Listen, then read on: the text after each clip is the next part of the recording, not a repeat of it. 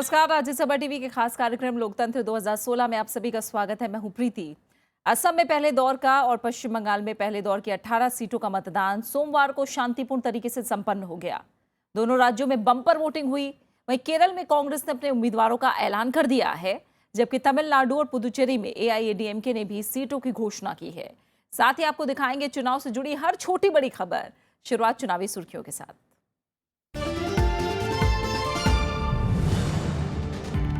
असम में बम्पर 80% से ज्यादा वोटिंग। पहले दौर की 65 सीटों पर शांतिपूर्ण तरीके से संपन्न हुआ मतदान।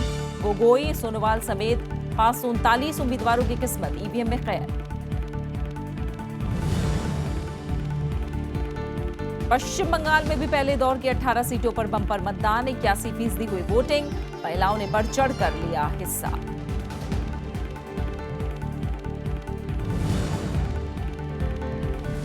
केरल में कांग्रेस के 83 उम्मीदवारों के नामों का ऐलान। मुख्यमंत्री उमन-चांडी पुथुपल्ली से लड़ेंगे चुनाव। 15 सीटों पर लड़ेगी केरल कांग्रेस एम।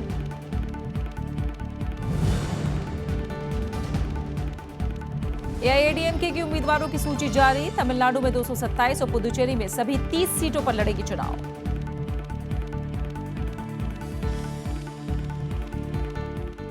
और सबसे पहले बात असम की।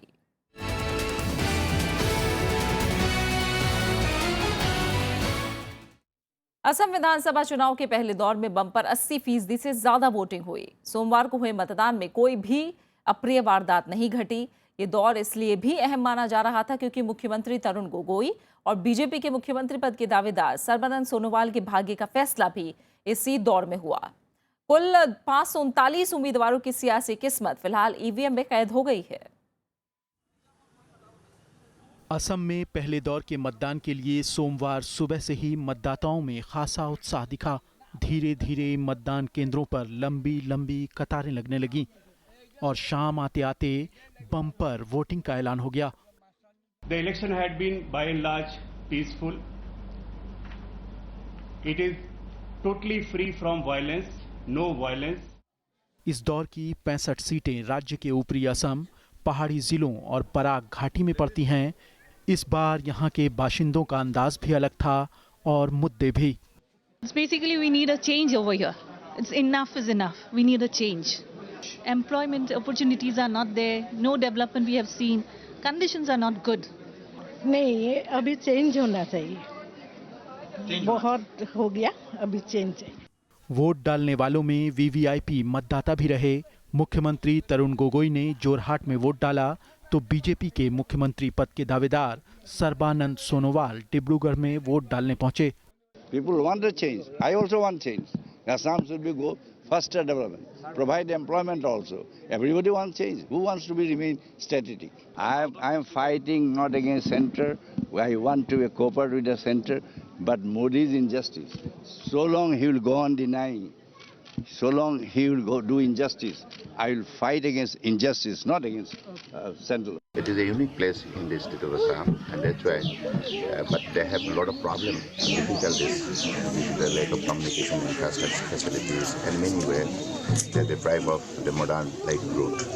So in the near future, we'll have to take all possible measures to make Majuli growth, develop, and also visible in the map of the world. चुनाव आयोग ने शांतिपूर्ण मतदान के लिए 40,000 से ज्यादा सुरक्षा बलों को तैनात किया था, जबकि 48,000 से ज्यादा चुनाव कर्मचारियों को पहले चरण के लिए तैनात किया गया। विशाल दहिया, राज्यसभा टीवी। असम में पहले दौर का चुनाव तो शांतिपूर्ण संपन्न हो गया, लेकिन चुनाव के बाद शाम 7:30 बजे के करीब ग्वालपाड़ा के दुधनोई इलाके में एक बम धमाका हुआ। धमाके में अब तक 2 लोगों की मौत हुई है, जबकि 21 लोग जख्मी बताए जा रहे हैं। जख्मी लोगों में 3 पुलिस वाले भी शामिल हैं। जिस जगह ब्लास्ट हुआ वो पुलिस स्टेशन के बिल्कुल नजदीक है और पास में ही बीजेपी का दफ्तर भी है। पुलिस के मुताबिक बम एक कूड़ेदान में रखा हुआ था। घायलों को फिलहाल नजदीक के अस्पतालों में भर्ती कराया गया है। एक तरफ पहले दौर का मतदान संपन्न हो चुका है, वहीं दूसरे और अगले दौर के लिए प्रचार जोर पकड़ने लगा है।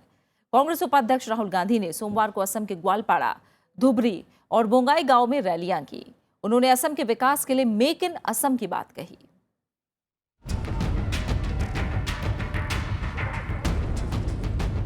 असम में 65 विधानसभा सीटों पर पहले दौर के मतदान के बीच कांग्रेस उपाध्यक्ष राहुल गांधी ने दूसरे दौर के लिए प्रचार की शुरुआत की। ग्वालपाड़ा की रैली में उन्होंने असम के विशेष राज्य के दर्जे का मुद्दा एक बार फिर उठाया। इसके बहाने उन्होंने केंद्र सरकार पर सीधा हमला बोला। असम के सामने अलग तरीके की कठिनाइयां हैं, तो हमने स्पेशल स्टेटस दिया और हजारों करोड़ रुपए हम असम को भेजते थे, वो अब तक पहुंचना था और असम पे उन्होंने सबसे बड़ी ये चोट मारी। वो जो आपका हक था, वो कोई तोहफा नहीं मिल रहा था आपको हिंदुस्तान की सरकार से, वो आपका हक था, उस हक को मोदी जी ने छीना। राहुल गांधी ने गरीबों, किसानों और नौजवानों के लिए कई वायदे किए। बीजेपी की एनडीए की सरकार किसान के नहीं सुनती। हम इस योजना के माध्यम से जब भी आंधी आएगी, किसान को मुश्किल होगी, एकदम जल्दी से जल्दी हम किसान को पैसा देंगे, मुआवजा देंगे। एग्रीकल्चरल बैंक किसानों के लिए खोलेंगे और हर ब्लॉक में किसानों के लिए कोल्ड स्टोरेज फैसिलिटी खोलेंगे। असम में दूसरे दौर में 61 सीटों के लिए 11 अप्रैल को मतदान होगा। Bureau report, Rajya Sabha TV. और अब बात पश्चिम बंगाल की।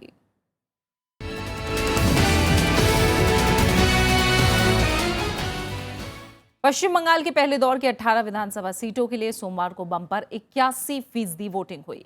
नक्सल प्रभावित इलाका होने के बावजूद लोगों ने जमकर वोटिंग की। चुनाव शांतिपूर्ण संपन्न हुआ और सभी 18 सीटों पर किसी तरह की कोई आपराधिक घटना नहीं देखी गई। ये 3 तस्वीरें पश्चिम बंगाल में 18 सीटों पर हुई बम्पर वोटिंग की गवाह हैं। चुनाव आयोग के मुताबिक आमतौर पर मतदान शांतिपूर्ण रहा। हालांकि पुरुलिया जिले में कुछ मतदान क्षेत्रों में उम्मीदवारों और राजनीतिक दलों की ओर से कुछ शिकायतें दर्ज की गईं। Poll has been by and large peaceful. Like Assam, absolutely no incident of any violence, any injury or death to any person, which is a creditable achievement. नक्सल पीड़ित इलाका होने के बावजूद सोमवार सुबह से ही बड़ी तादाद में लोगों ने मतदान केंद्रों का रुख किया। तेज धूप ने भी लोगों के उत्साह को ठंडा नहीं होने दिया। वोट जरूरी है हमारे लिए, देश के लिए। जो अच्छा काम करेगा, जो अच्छा ही करेगा, उसके लिए वोट जरूरी है। हाँ दिया, इधर वोट दिया, किंतु हमको तो कोई सुविधा नहीं मिलता है।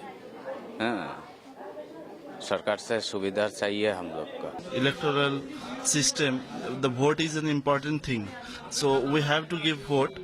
जंगल महल में नक्सलियों के अवैध मंसूबों को नाकाम करने के लिए केंद्रीय पुलिस बल के 75,000 जवान तैनात किए गए थे। चुनावी प्रक्रिया की निगरानी के लिए 14 सामान्य पर्यवेक्षक, 676 माइक्रो पर्यवेक्षक, 202 digital camera, 642 video camera, 210 CCTV कैमरे लगाए गए थे। प्रणव गोस्वामी, राज्यसभा टीवी, पुरुलिया। पहले दौर के मतदान में महिलाओं ने जमकर मतदान किया। यही नहीं, चुनाव प्रक्रिया में भी उनकी अहम भूमिका रही। मतदान केंद्रों की सुरक्षा से लेकर पीठासीन अधिकारी का जिम्मा भी महिलाओं ने संभाला। देखिए रिपोर्ट।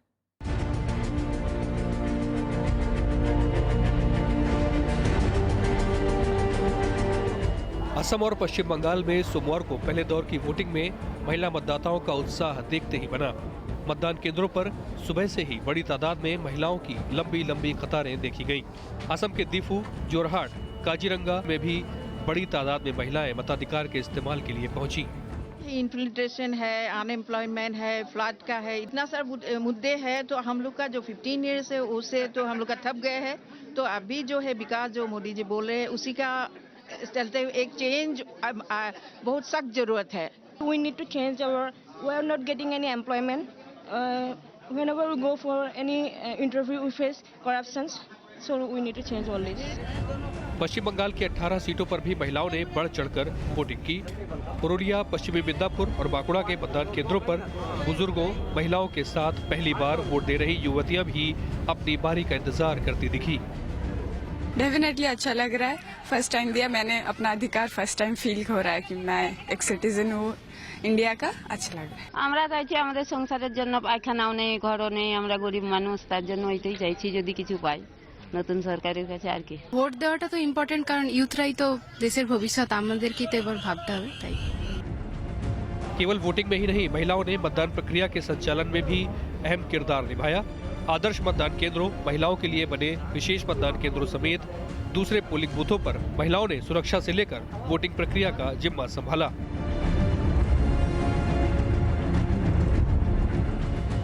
हालांकि असम और पश्चिम बंगाल में पहले दौर में महिला उम्मीदवारों की तादाद बेहद कम रही।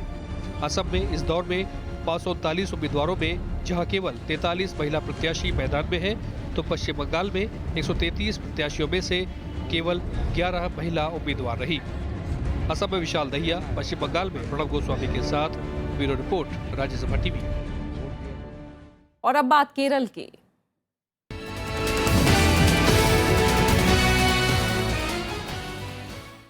कई दिनों की रस्साकशी के बाद आखिरकार केरल में कांग्रेस ने अपने 83 उम्मीदवारों के नामों का ऐलान कर दिया।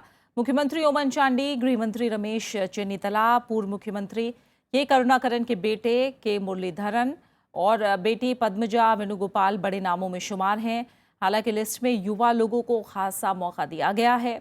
NSUI अध्यक्ष रोजी एम जॉन, पूर्व छात्र संघ अध्यक्ष हिबी ईडन, पूर्व युवा कांग्रेस अध्यक्ष टी सिद्दीकी, एम लिजू और PC विश्वनाथ जैसे युवाओं को भी टिकट मिला है।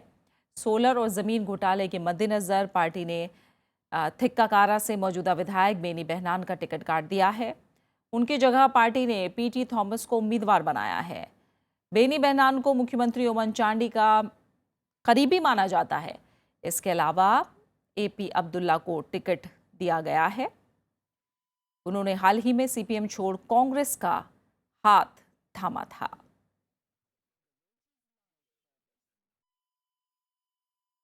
वहीं दूसरी तरफ UDF की तीसरी बड़ी पार्टी केरल कांग्रेस M ने भी अपने उम्मीदवारों का ऐलान कर दिया है। पार्टी 15 सीटों पर चुनाव लड़ेगी।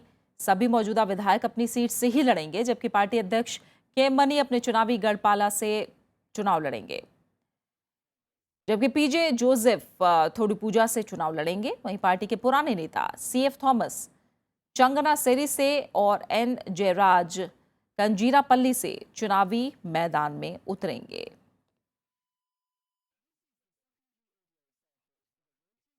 और केरल के तिरुवनंतपुरम से हमारे साथ जुड़े हमारे संवाददाता रविंद्र शुरान, उनका हम रुख करेंगे। रविंद्र, कांग्रेस की लिस्ट जारी हुई है, 83 नामों का ऐलान हुआ है। इसे कम उपलब्धि कांग्रेस के लिए नहीं माना जाएगा, जिस तरह की रस्साकशी हम देख रहे थे टिकट बंटवारे को लेकर।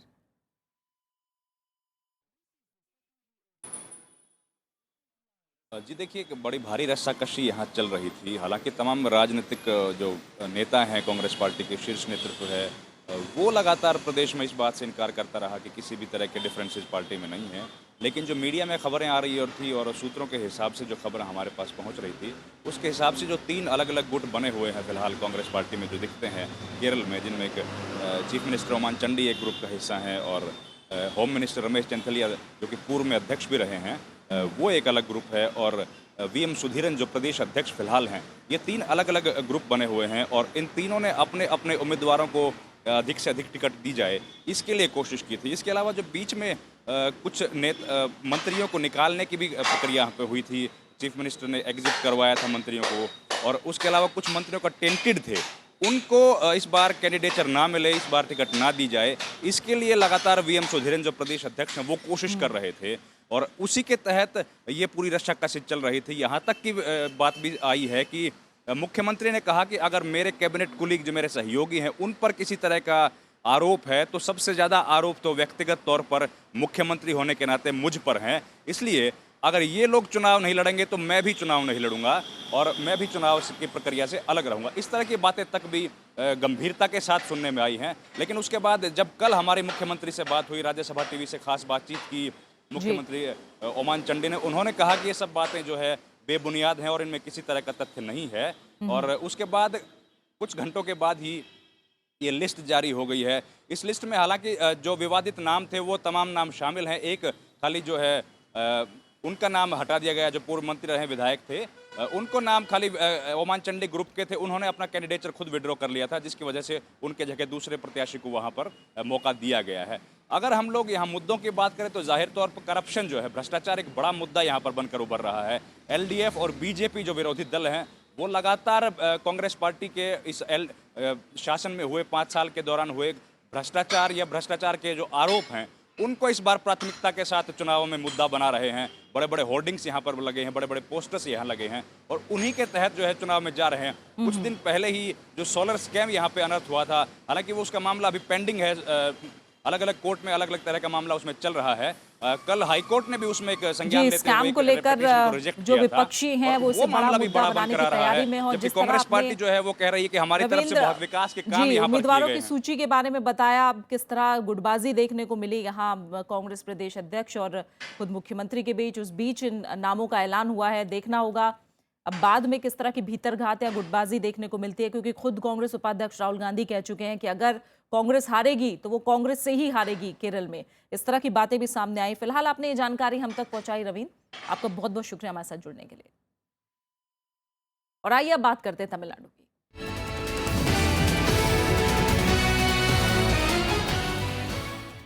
तमिलनाडु में सत्ताधारी एआईएडीएमके ने 227 सीटों के लिए उम्मीदवारों के नामों का ऐलान कर दिया। मुख्यमंत्री जयललिता फिर से आरके नगर सीट से चुनाव लड़ेंगी। पूर्व मुख्यमंत्री ओ पनीरसेल्वम, बिजली मंत्री नाथम विश्वनाथन समेत कई मंत्रियों को टिकट थमाया गया है। डीएमडीके छोड़कर एआईएडीएमके में शामिल के पांड्याराजन को भी पार्टी ने टिकट दिया है। एआईएडीएमके ने 7 सीटें गठबंधन की अन्य पार्टियों को दी हैं। वहीं तमिलनाडु विधानसभा चुनाव के गठबंधन के तहत कांग्रेस और डीएमके में सीट बंटवारा हो गया है। डीएमके ने कांग्रेस को 41 सीटें देने का फैसला किया है। सीट बंटवारे को लेकर दोनों दलों के बीच कई हफ्तों से बातचीत चल रही थी। कौन सा दल किन सीटों पर लड़ेगा, इस बारे में भी मंथन शुरू हो चुका है। तमिलनाडु विधानसभा चुनाव में कांग्रेस और डीएमके के बीच जारी सीटों की रस्साकशी खत्म हो गई है। डीएमके ने कांग्रेस को 41 सीटें देने का फैसला किया है। बीते कई दिनों से कांग्रेस और डीएमके के बीच सीट बंटवारे पर बात चल रही थी। आखिरकार कांग्रेस के वरिष्ठ नेता गुलाम नबी आजाद और डीएमके प्रमुख करुणानिधि के बीच हुई बैठक रंग लाई और सीट समझौता मुकम्मल हुआ। We have signed 41 seats to Congress party and the rest will be distributed. Of course, the major share number will go to DMK, but there are other allies also. The DMK has already tied up with number of other political parties. DMK को भी उम्मीद है कि कांग्रेस से गठबंधन का फायदा उसे सत्ताधारी एआईएडीएमके से लड़ने में फायदा देगा। எத்தனை தொகுதிகளில் காங்கிரஸ் கட்சி போட்டியிடுவதென முடிவு செய்யப்பட்டு 41 தொகுதிகளில் போட்டியிடுவதற்கான முடிவு செய்யப்பட்டு அதற்கான ஒப்பந்தம் இன்றைக்கு கையெழுத்தாகி இருக்கிறது। इस तरह राज्य की कुल 234 सीटों में से 41 पर कांग्रेस चुनाव लड़ रही है। इससे पहले डीएमके ने 2 छोटी पार्टियों एमएमके और आईयूएमएल को 5-5 सीटें देने का फैसला किया था, जबकि 3 अन्य को देने के बाद डीएमके ने 54 सीटों का बंटवारा कर दिया है। इस तरह डीएमके के पास फिलहाल 234 में से 180 सीटें रह गई हैं। कांग्रेस पिछले विधानसभा चुनाव में 63 सीटों पर लड़ी थी, जिसमें से 5 पर उसे जीत हासिल हुई। हाल ही में कई मीडिया रिपोर्ट में यह बात सामने आई कि कांग्रेस इस बार भी 63 सीटों पर चुनाव लड़ना चाहती है, लेकिन डीएमके इसके लिए राजी नहीं थी। जबकि इस बार पूर्व केंद्रीय मंत्री जीके वासन के कांग्रेस छोड़ने के बाद पार्टी के पास तोलमोल करने का ज्यादा मौका भी नहीं था। अखिलेश सुमन, राज्यसभा टीवी। और अब बात पुदुचेरी की।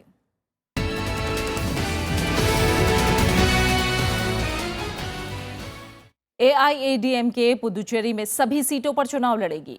पार्टी ने गठबंधन के कयासों पर विराम लगाते हुए सभी 30 सीटों के लिए उम्मीदवारों का ऐलान कर दिया। पुदुचेरी के लिए उम्मीदवारों के नाम की घोषणा करने वाली अब तक ये पहली बड़ी पार्टी है। पार्टी ने मौजूदा सभी 5 विधायकों को फिर से टिकट दिया है। कांग्रेस और सत्ताधारी एनआर कांग्रेस छोड़कर जिन नेताओं ने हाल में एआईएडीएमके का दामन थामा था, उन्हें भी पार्टी ने टिकट दिया है। कल एआईएडीएमके में शामिल होने वाले निर्दलीय विधायक बीएमसी शिव कुमार को भी पार्टी ने टिकट दिया है। पुदुचेरी की अर्थव्यवस्था में पर्यटन की अहम भूमिका है। हालांकि एयरपोर्ट नहीं होने की वजह से पर्यटकों को खासी दिक्कतों का सामना भी करना पड़ता है। स्थानीय लोगों का भी मानना है कि सरकार को इस दिशा में पहल करनी चाहिए। एयरपोर्ट की मांग यहाँ एक बड़ा चुनावी मुद्दा बन गया है।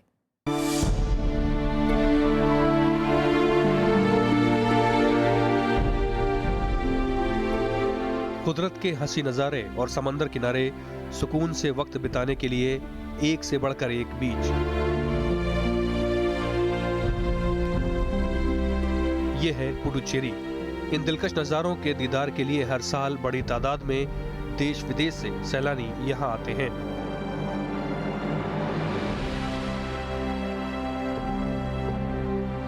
पर्यटन के लिहाज से एक अदद जगह होने के बावजूद पुडुचेरी में एयरपोर्ट नहीं है।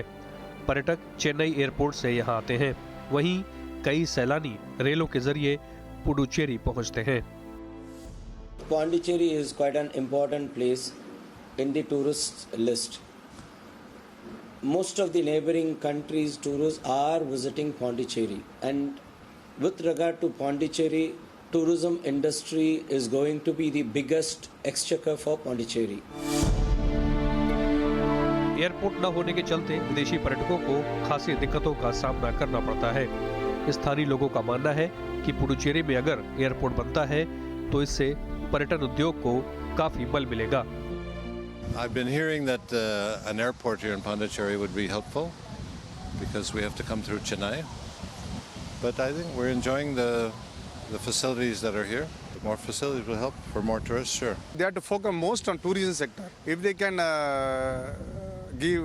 can start a zoo or a theme park so that the tourism can spend more for 1 week, more revenue will come, and I think then it will be more. The airport is the main issue. We should have an airport, very important. राजनीतिक दल भी पर्यटन को बढ़ावा देने की बात कहते हैं। टूरिज्म इंफ्रास्ट्रक्चर डेवलप करने के लिए, उनका डिज्नीलैंड लाने के लिए, ये वाटर स्पोर्ट्स, समुद्र में वाटर स्पोर्ट्स लाने के लिए, उसके अलावा इंटरनेशनल टूरिस्ट आने के लिए या एयरपोर्ट बढ़ाने के लिए पूरा काम हम करने के लिए हमारे पास मुद्दा है, हमारा विजन है। एयरपोर्ट की कमी इस बार यहाँ एक बड़ा चुनावी मुद्दा है। वहीं पुडुचेरी के लोग एक थीम पार्क की भी मांग कर रहे हैं।